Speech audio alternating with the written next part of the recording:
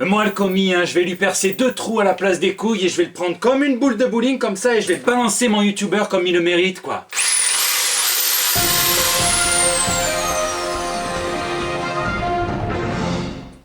Ah non, je suis pas là pour faire le show, je suis pas là pour rigoler, non, je suis là pour me plaindre, j'ai des revendications les amis, parce que moi je suis sa secrétaire, c'est moi qui fais l'emploi du temps. Donc je vois très bien qu'il a 4 conventions à venir, le 6 et 7 octobre, il sera à Bourges pour le festival Bulberry, il sera le guide, tu parles de l'exposition à la French Touch, ça n'a rien à voir avec ta mère. C'était présenté pour la première fois à Angoulême, pour les 20 ans de Panini à l'époque, ne vous inquiétez pas. C'est gratuit. Les 26, 27 et 28 octobre, monsieur est invité à la Paris Comic Con avec une conférence, une séance de dédicace, un print exclusif. Ah oui, je suis pas censé le dire, mais je m'en bats les escalopes.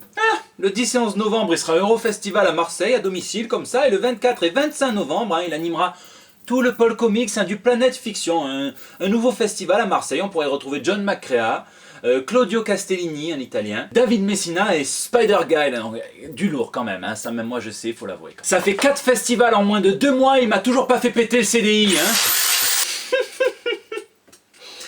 Il est ridicule, putain. Pour les 3 ans de la chaîne, il va vous sortir une interview, moi je vous le dis, je balance tout. Vous attendez tous une vidéo sur le clito de Tante May, et lui, il va vous balancer une interview, je sais même pas ce que je fous là. Voilà, c'était ma revendication syndicale. Au revoir, bonne soirée. Bonjour à tous, voilà, joyeux anniversaire, c'est les 3 ans de la chaîne, 3 ans de JT Comics, 3 ans de nouvelles toutes fraîches. Alors j'avais demandé à ma secrétaire de faire un gâteau, comme l'année dernière, pour les 2 ans, bon, elle a préféré faire une crêpe, je crois qu'elle m'en veut un petit peu en ce moment, je sais pas pourquoi, même si elle s'est gentiment proposée spontanément pour faire le montage et l'envoi de la vidéo sur YouTube, pour que j'ai plus de temps pour lire. Donc tout de suite, je souffle et on va passer aux news de la semaine. La rumeur. Bon, je suis obligé de parler de cette rumeur et qui a littéralement enflammé le web. Henry Cavill ne jouerait plus Superman. Et donc c'est The Hollywood Reporter qui a sorti ça en tout premier. Donc ils ont dit que le caméo dans Shazam ne se ferait pas. Certains disent que c'est pour des raisons d'argent, de pépettes, de thunes. D'autres disent que c'est pour des raisons de conflit d'emploi du temps. Quoi qu'il en soit, de fil en épingle, c'est devenu Henry Cavill ne sera plus jamais Superman. Et comme ça fait un buzz de malade, ça génère plein de clics, donc beaucoup d'argent pour les sites internet et la presse. C'est devenu Rumorland le truc, c'est comme si Jérém Star avait copulé avec Jean-Marc Morandini. Il y a même un génie qui s'est dit, on va aller un petit peu exciter tous ceux qui avaient hurlé quand Michael B. Jordan avait été annoncé au casting des 4 Fantastiques et qui a dit que l'acteur pourrait reprendre le rôle du Kryptonien alors que c'est sur aucune base, c'est une pure rumeur. Et ça décrit ce qu'il y a de pire dans cette réalité, c'est que c'est le bordel chez DC, il manque plus que Littlefinger. Et oui, il semblerait qu'il y ait 0 film de Superman prévu, 0 ligne directrice, mais plein de petits projets par-ci par-là, chacun dans son coin. Donc le Supergirl qui serait une origin story dans les années 90, le Joker, le film avec le Joker avec Joaquin Phoenix qui aurait commencé à être filmé puisqu'on a vu les premières photos, le Joker qui s'appellerait d'ailleurs Arthur Fleck, Affleck, donc est-ce que c'est un petit clin d'œil ou est-ce que ça veut dire c'est l'heure de l'apéro en russe, j'en sais rien. Quoi qu'il en soit, justement, le scénariste Matt Reeves aurait rendu son premier jet de scénario pour le film The Batman à la Warner. Je pensais que c'était déjà fait depuis 1000 ans, moi je m'y perds avec tous ces trucs. Et il y a plusieurs acteurs qui se seraient montrés intéressés, John Hamm ou encore Ryan Gosling, mais le choix de la Warner semblerait se porter sur Kit Harington, donc le Jon Snow de Game of Thrones. Je vous dis, c'est un bordel, dodo la saumure. Donc n'hésitez pas à me dire si vous aussi ça vous saoule toutes ces rumeurs à la con dans les commentaires. Du nouveau chez DC. Chez DC Comics, en revanche, les choses sont un petit peu plus cadrées, puisqu'une nouvelle division a été créée, nommée Warner Bros. Global Brands and Experiences. Donc ça réunit les produits dérivés, quasiment tous les parcs d'attractions et bien évidemment les comics. DC Comics, c'est la nouvelle patronne de Dan Didio et de Jim Lee, n'est autre que Pam Lifford, qui est une ex de chez Disney et qui a déjà eu à gérer du DC, oui, mais les chaussures. Il s'agit donc de développer le lectorat de comics et pour cela DC va étendre son partenariat avec Walmart. Vous le savez, ils font des petites anthologies de 100 pages pour 5$ chez Walmart. Il y avait 4 titres et désormais il y en aura 7, enfin à peu près, puisqu'on verra un Holiday Special pour Noël, un numéro de Swamp Thing spécial Halloween et un numéro permanent consacré à Flash. Donc je sais pas s'il y aura de l'inédit ou pas, c'est à déterminer. Mais apparemment les premiers tests ont dû être concluants. DC compte aussi beaucoup sur son application DC Universe qui propose, outre un gros service de VOD avec du contenu original, une expérience un petit peu plus globale avec une encyclopédie, une boutique en ligne, etc. mais surtout un catalogue de comics en ligne. L'application a été mise en ligne un petit peu en avance, sauf qu'elle serait truffée de bugs encore malheureusement. Alors ça, moi ça m'inquiète pas trop, hein. Les bugs ça se corrige, même si on va avoir du mal à rattraper toutes ces mauvaises notes, hein, puisque c'est internet, donc les gens mettent une étoile sur 5 sur l'App Store. Ce qu'il faudra surveiller de près en tout cas, hein, c'est que les premiers témoignages rapportent d'un catalogue de comics assez aléatoire. Donc si les vieilles séries sont plutôt à l'honneur avec pas mal de numéros, une trentaine, une quarantaine, et notamment hein, ils s'en servent pour mettre en avant le run de Grant Morrison sur Doom Patrol ou le run excellent hein, de Swamp Thing par Alan Moore, puisqu'il y a des séries, tu as compris. Les titres récents, quant à eux, n'auraient que une, voire 2 ou 3 issues de disponibles. Est-ce qu'il va falloir payer les autres ou pas, ou est-ce que ça va être ajouté au fur et à mesure? À surveiller. Bon, je suis désolé, mais en France, c'est toujours mort pour y accéder. En revanche, pour avoir cette application, il suffit de traverser non pas la rue, hein, mais l'Atlantique. Sinon, à niveau papier, il y a 2 nouvelles séries qui se dévoilent. La première, c'est une série en 12 épisodes hein, sur les origines de Martian Manhunter, et donc de John Jones. Ça prendra la forme d'une enquête policière qui va se dérouler sur Terre, l'une de ses toutes premières, et ça sera orchestré par Steve Orlando et par l'excellent Riley Rossmo, que j'avais adoré moi sur Bedlam. Ce qui m'a frappé, c'est la façon dont Orlando présente sa série, hein, qui va apporter une faille originelle et donc à ce personnage qu'il juge beaucoup trop parfait, et c'est peut-être l'une des raisons pour lesquelles les gens s'y attachent un petit peu moins. Du coup, il cite des contre-exemples, hein, et parmi eux Spider-Man, qui a laissé partir le voleur, on sait tous ce qui s'est passé par la suite, mais aussi Bruce Wayne qui était trop effrayé pour sauver sa famille. Putain Steve, putain! Il avait 10 ans le gamin, tu voulais qu'il fasse quoi au juste, exactement? Et enfin, on va avoir droit à un petit peu plus de multiverse d'ici, avec la version Rebirth de la Terre X, hein, et donc une nouvelle série en 12 chapitres des Freedom Fighters qui sera orchestrée par Rob Venditti et Eddie Burrows. Donc ils mettront en scène les aventures de Phantom Lady, de Black Condor, de Dollwoman et de Human Bomb face au régime hein, de nazis qui a gagné la Seconde Guerre mondiale donc dans cette dimension. Et au Plastic Man, hein, donc CSS avec une croix gammée un petit peu soft hein, qui sont capables de changer d'apparence comme ils le veulent hein, grâce à l'ADN de Plastic Man. Donc ils peuvent être n'importe où, c'est pas n'importe qui, c'est des Skrulls. Ça sent très bon. Marvel, opportunisme et long terme. Chez Marvel, ils sont complètement en feu et viennent lancer une toute nouvelle série consacrée au Winter Soldier et donc à Bucky Barnes, au soldat de l'hiver qui sera une sorte de conseiller pour les gens en quête de rédemption. Donc est-ce qu'il va aller au Vatican? J'en sais rien, il aurait aussi bien pu travailler en maison de retraite vu qu'il a de l'expérience avec la perte de mémoire. En tout cas, Kyle Higgins et Rod Reich qui se chargeront de la série sont fans du personnage et plus important encore, du run de Brubaker et de Epting.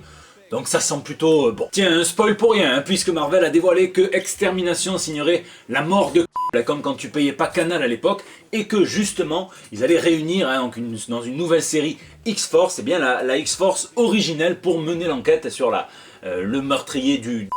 Donc Domino, Cannonball, Shatterstar, Boom Boom et évidemment le meilleur d'entre tous, Warpath. Ce sera scénarisé par Ed Brisson et dessiné par Dylan Burnett. Miles Morales revient dans une série menée par Saladin Ahmed et Javier Garron qui souhaitent rétablir l'aspect héros de quartier du personnage, avec tout le côté débordé, problèmes de jeunes, etc. Et on verra hein, s'ils arrivent à bien prendre le relais de Bendis. Créé en 1973 et figurant dans de nombreuses histoires de Black Panther, il faudra attendre le film évidemment pour qu'il connaisse un succès fulgurant. D'ailleurs en parlant de film, sachez que Disney est en train de faire une campagne pour avoir un Oscar pour Black Panther. J'ai bien évidemment nommé Killmonger qui va avoir droit à sa propre série de comics. Ça sera par Brian Edward Hill et Juan Ferreira qui nous promettent d'explorer les choix et les échecs qui mènent à ce qu'on dédie toute une vie à la revanche, à la vengeance. Pour le Punisher, c'est un pique-nique par exemple, ça c'est easy, c'est facile. La surprise en revanche, c'est du côté de Vision qu'elle provient, puisque nous étions censés pouvoir lire la suite des aventures du personnage complètement réinventé hein, par Tom King, donc ça aurait été par Chelsea Kane, par Mark Mohan et par Odd Koch. Sauf que puisqu'on parle de Vision, Marvel semble justement vouloir jouer le long terme avec ce personnage et décide tout simplement d'annuler ou de reporter, on ne sait pas trop, donc la parution de cette mini-série en disant que ils ont d'autres projets pour le personnage. Il faut savoir que les 4 premiers chapitres étaient quasiment terminé, que Marvel a payé tous les intervenants, que le projet a pris environ 2 ans hein, depuis son début jusqu'à aujourd'hui, donc on est sur un rythme franco-belge, il y a 80 pages. Et Chelsea Kane, à qui Marvel aurait demandé de pas trop faire de vagues concernant l'annulation de sa série, se dit choqué puisqu'on avait fait la promotion de la série sur le previews, qu'elle était déjà commandable, etc. Donc elle comprend pas trop. Du coup, il me tarde énormément de voir le prochain projet sur Vision que va annoncer Marvel. Et enfin, personne ne l'a vu venir, encore moins Matt Murdock, mais on nous tease la fin pour Daredevil. Alors qui est cette femme blonde à qui il tend la main? Est-ce que c'est Karen Page? Est-ce que c'est Nadine Morano? On ne sait pas. En tout cas, un chapeau pour les crédits puisque le nom de Bill Sienkiewicz est marqué en gros en bas. Souvenez-vous, hein, pour votre prochaine partie de Scrabble avec lui, vous gagnez à tous les coups. The Darkness. Ça va plaire aux nostalgiques des années 90, hein, mais Topco, Matt Hawkins et David Greenberg travaillent sur un relaunch de The Darkness, ce personnage qui est tiré de l'univers The Witchblade et qui a été créé par Garth Ennis, par Marc Silvestri et par David Wall. C'était un titre qui jouissait d'une popularité énorme et donc qui mettait en scène un jeune mafieux un petit peu dépravé d'une vingtaine d'années qui pouvait matérialiser absolument tout ce qu'il voulait dans la nuit puisqu'au petit matin ça partait en fumée. Hashtag Spider-Man. Alors forcément la route du type elle est semée d'embûches etc. Du coup rendez-vous en 2019 pour voir la nouvelle version de Jackie Estacado.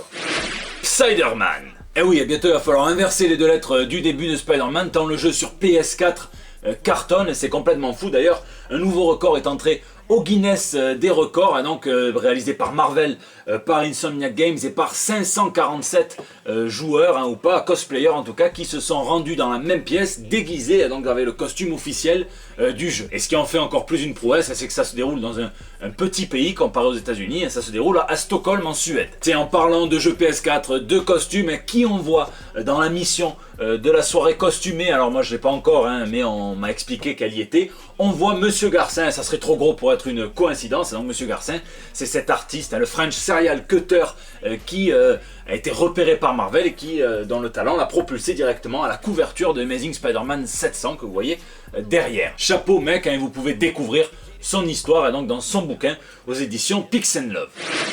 Vous attendiez tous les résultats du concours Netflix, et bien ils sont là. Hop hop hop, avant tout je vais le faire moi, puisqu'il en parle pas, le type est ridicule. Du coup je vais corriger le tir, je vais le faire moi, je vais faire un trailer réaction, donc faut lui montrer que je suis bankable, donc vous partagez, vous mettez des pouces bleus, hein, mais sur la vidéo, pas sur moi, tu me touches pas. C'est parti. Ah, là il y a la toiture à refaire, comme chez Strange. Hein. Ça a coûté bonbon cette affaire.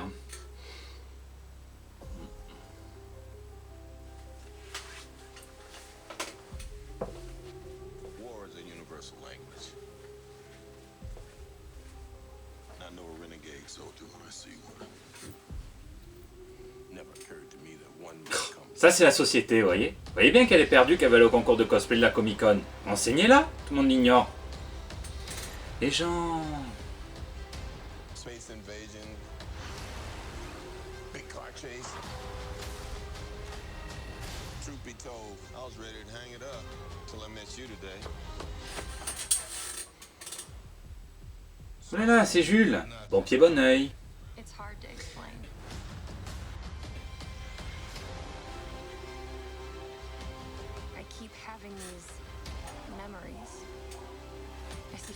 Ah, Top Gun. Sans James du coup. Hop. Excusez-moi, c'est une compilation de chutes sur Fail Army ou c'est Captain Marvel quoi? C'est elle qui va dézinguer Thanos? Ah putain, moi j'en fais une boule de bowling plus facilement qu'elle, elle fait que tomber la meuf. Oula.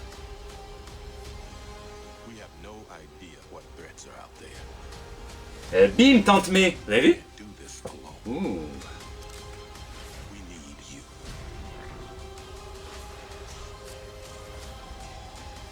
Eh, je vous spoil pas, j'arrête parce que c'est super chiant les trailers action, en fait il a raison de faire des news.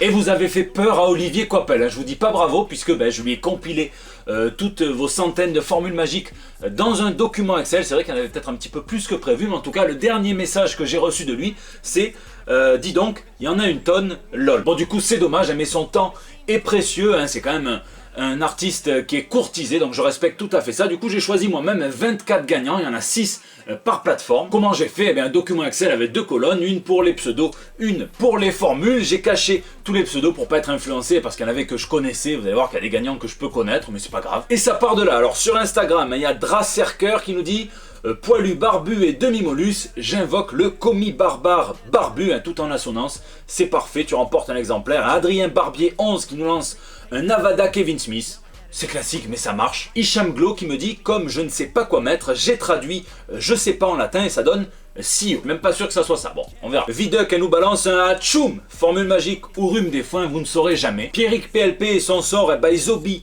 by Zoba, You Touch My Tralala. Et big up à Thibaut BCDL qui me dit j'ai pas compris ton jeu, mais Psartex, si tu en as un en trop, tu sais quoi faire frérot. Allez voilà, c'est pour toi. Sur Facebook, Jérôme Pochet joue la simplicité avec Comicadon, ça marche. Mikado joue la complexité, mais je vous laisse le déchiffrer, je ne dirai pas l'endroit. Taouf, L, Lys, Simok, L, Ecus, Ej, Rangag, Roup. Énorme. Fifoutré a joué un très joli dessin de Doctor Strange à sa formule magique, le demi-Mollux, chapeau. Thomas Castier est en mode la tête à l'envers avec un Eremasfue Deukigam Nuat Takovni. Ça doit être chaud de vivre la vie des Zatanna. Laurent Banner lance un va dans ta chambre en précisant que ça marche avec son fils, et bien ça marche avec moi aussi. Et Pauline Popiche me demande de hurler par hurle pile Réni Held. Et oui, comme je suis subversif, disruptif, je l'ai chuchoté. Ah oui, j'ai peur qu'il débarque Alexandre Benalla si je hurle. Sur Twitter, Martin Manhunter, cela joue classe avec release de Snyder Cutus. CVRC 12071 nous lance un abracabalcanique. Il explique, il dit que ça permet de vider les caisses de ta commune sans risquer d'aller en prison tout en étant réélu. C'est magique. Workshop Comics l'a fait, c'est simple et c'est efficace, à barbe cadabra. Naël28 m'a fait penser à The Boys et à son traducteur VF, Alex Nikolaevich, à qui je fais un gros bisou avec son abracadabrakmar. C'est gagné. Orshoer nous dit par Merlin, Gandalf, Dumbledore et le commis, aidez-moi à lutter contre le maléfice de l'imberbité.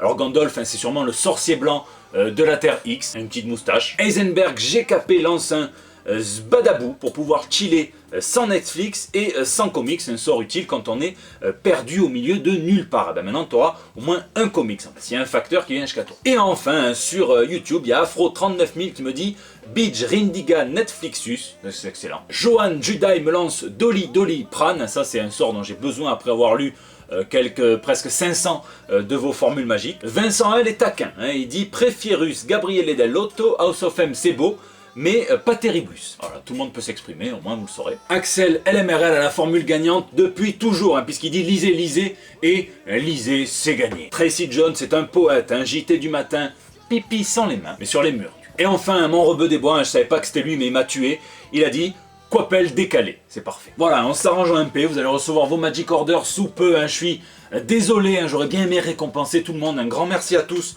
pour vos participations. Lisez, lisez et lisez, moi cette semaine, un gros coup de cœur pour Orkstein par James Tocco qui va sortir la semaine prochaine chez Paperback, le label comics de Casterman. C'est un monde bien construit, une histoire ultra bien ficelée, des dessins qui sont soignés, il y a une construction, une cohérence par le dessin qui sont submergentes, une traduction au top d'Emmanuel Gros, et on en reparle la semaine prochaine parce que je compte le relire. Et ça m'a donné envie de refaire Oddworld, l'Odyssée d'Abe aussi, effet secondaire. Et j'enchaîne sur le Shirtless Bear Fighter que j'avais déjà lu en VO mais que je veux relire en VF, d'autant que la cover est magnifique, bien plus que celle du TPVO, un couleur de Paolo Rivera, excellent. C'est par Jody Leup et Sébastien Gerner et c'est évidemment un gros délire.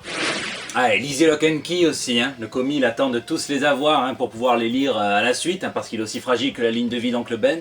Mais c'est une tuerie ça les amis. Voilà, c'est la fin de ce JT, j'espère qu'il vous a plu, n'hésitez pas à me le dire dans les commentaires YouTube, sur les réseaux sociaux aussi, sur Facebook, sur Instagram et sur Twitter, vous êtes de plus en plus nombreux. C'est là que vous pouvez aussi me laisser vos petits messages pour le bandeau. Programme chargé dans les 2 mois, je comptais vous sortir une deuxième vidéo cette semaine, mais je dois attendre l'approbation d'Image Comics, vous verrez pourquoi. Mais voilà, donc ça sortira peut-être pas cette semaine, mais en tout cas il va y avoir du contenu inédit, exclusif et jamais vu sur ma prochaine vidéo, donc j'en suis très content. Encore merci pour vos messages et je vous donne rendez-vous bien évidemment la semaine prochaine pour des nouvelles toutes fraîches. Hop, défi time, si cette vidéo dépasse les 2000 pouces bleus la semaine prochaine, je fais une dégustation des larmes des pleurnicheurs du Comics Gate. À 100 000 pouces bleus, je vous apprends à faire des strikes au bowling à chaque coup.